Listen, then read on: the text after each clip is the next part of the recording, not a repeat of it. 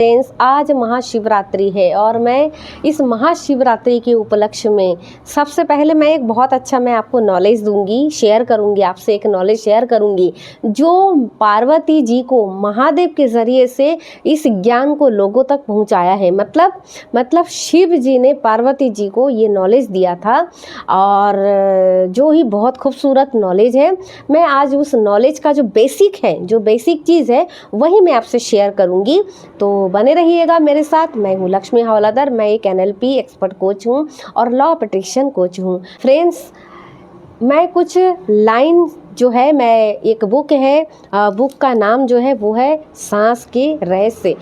आप इस बुक को अमेज़न से आप मंगवा कर इसे आप पढ़ सकते हैं। बहुत ही खूबसूरत बात है, इतनी गहराई, इतनी डीप में नॉलेज दिया हुआ है सांसों के बारे में। अगर आप मेडिटेशन करते हैं, अगर आप एक ट्रेनर बनना चाहते हैं या बनने जा रहे हैं, अगर आप एक कोच बनने जा रहे हैं, तो आपको सांसों का रहस्य जानना बहुत ज़रूरी है। और इसके लिए मैं ये बुक पढ़ने का मैं सजेशन ज़रूर करूँगी। अगर आप इस बुक को पढ़ते हैं तो आपको बहुत सारी डेप्थ नॉलेज मिलती है।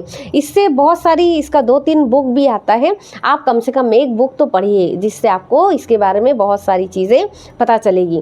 फ्रेंड्स, तो आइए वीडियो में बने रहिए मेरे साथ। मैं शुरू करती हूँ वीडियो। इससे पहले मैं आपको इस वीडियो का मैं कुछ नोट्स बनाई हूँ यहाँ पर 4-5, मान के चलिए कि 10 पॉइंट मैंने लिखा उस बुक से। और उस पॉइंट के सबसे पहले मैं ये बुक में बहुत ही एक खूबसूरत कविता है जिसे मैं आपसे शेयर करना चाहती हूँ। और कविता है जो उसका ऊपर का हेडिंग है वो है, मैं सांस हूँ तुम्हारी, मैं सांस हूँ तुम्हारी। मैं हूँ तभी तक तू है, मैं हूँ तभी तक तू है, मुझसे ही तेरा जीवन। मैं हूँ तभी तक तू है, मुझसे ही तेरा जीवन। फिर भी ना मेरी कद्र है, ना हूँ मैं तेरी प्यारी। फिर भी ना मेरी कद्र है और ना हूँ मैं तेरी प्यारी। फिर लौट कर ना आऊँगी, फिर लौट कर ना आऊँगी, गर एक बार निकली। फिर लौट कर ना आऊँगी, गर एक बार निकली। तब तड़प कर जानोगी तुम कि मैं जान थी तुम्हारी, मैं जान थी तुम्हारी। आगे का लाइन मैं सुनाती हूँ कि तू देर क्यों करता, पहले ही कर चुका है, ऑलरेडी हो चुकी है। क्योंकि इसके पहले आपको मिला है या नहीं मिला है मुझे नहीं मालूम, लेकिन आज मैं आपसे बेसिक नॉलेज में शेयर करने वाली हूँ। तो तू देर क्यों करता है, पहले ही कर चुका है। तू जानता ना मुझको, मैं हूँ सब पे भारी। तू जानता ना मुझको, मैं हूँ सब पे भारी। सांस सब पे भारी है ना? कैसे, मैं बताऊंगी। क्यों कोसता है किस्मत, क्यों सोचता है इतना, क्यों कोसता है किस्मत, क्यों सोचता है इतना। आ मैं तुझे सब दूंगी, चल मांग बारी बारी। आ मैं तुझे सब दूंगी, तू मांग बारी बारी। अब आखिरी 2 लाइन ध्यान से सुनिएगा। बस जान ले तू मुझको, फिर देख अपनी ताकत। बस जान ले तू मुझको और देख मेरी ताकत। सब राज छिपे मुझ में, मतलब सांसों में राज छिपे हैं। सब राज छिपे मुझ में, मैं सांस हूँ तुम्हारी, मैं सांस हूँ तुम्हारी। तो फ्रेंड्स, ये बहुत खूबसूरत है। मैं वीडियो को शुरू करने से पहले मैं इसे, थोड़ा वीडियो ना लंबा हो सकता है तो आप वीडियो को छोड़िएगा मत, प्लीज़ छोड़िएगा मत। तो आज शिवरात्रि है, मैं ठीक से बैठ जाती हूँ। आज शिवरात्रि है तो सबसे पहले तो आज महाशिवरात्रि की पावन अवसर पर आप सबको बहुत बहुत शुभकामनाएँ।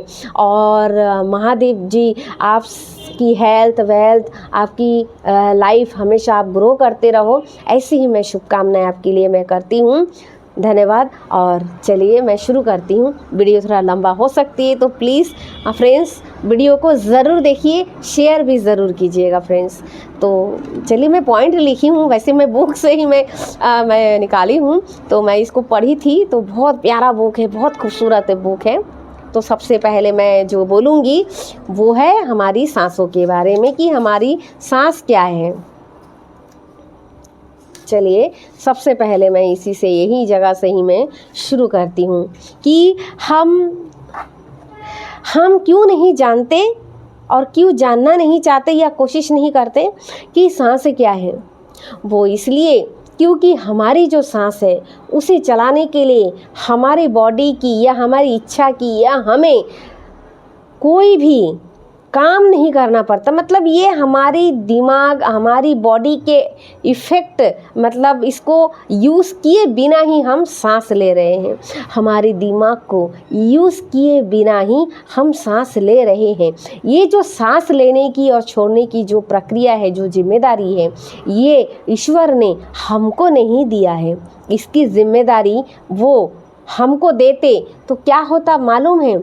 होता ये कि हम आज के जो बिज़ी लाइफ है 2025 में हम कुछ काम कर रहे होते और फिर हम भूल भी जाते कि हमें सांस भी लेना है। और पता है आजकल तो ये डायलॉग भी शायद आपने सुना होगा कि भाई मेरे पास तो इतना काम है, मैं इतना बिज़ी रहता हूँ या रहती हूँ कि मुझे तो सांस लेने का भी फुर्सत नहीं है। सोचो कि ये वो नहीं ले रहा है, ये काम वो कर्म नहीं रहा है, ये उसके माध्यम से हो ही नहीं रहा है, ये काम तो दिया ही नहीं उसे।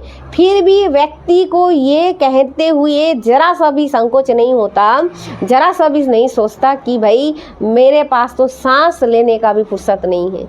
तो सोचो अगर ये जिम्मेदारी इंसानों पर थोपा गया होता, इंसानों पर दिया गया होता, तो क्या वो समय सही समय पर सांस लेते?